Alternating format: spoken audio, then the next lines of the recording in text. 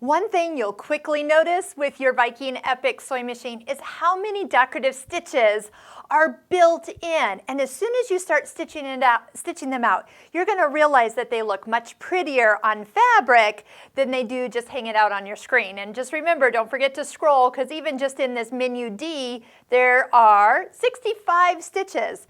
Now, sometimes people like to do them with variegated thread, but whatever you do, all you need to do is really just set the foot right next to the last stitch.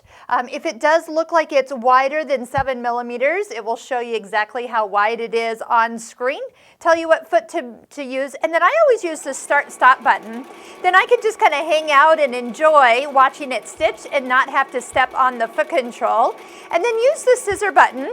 That way it will lock it and cut it at the end of the pattern. So that ended fairly quick, but a lot of times it finishes the pattern and then locks it. But look how pretty that is. We're going to put a link below this YouTube video of a blog I wrote with some great tips of how to make a stitch book, or kind of an encyclopedia of all your stitches that you have in your machine.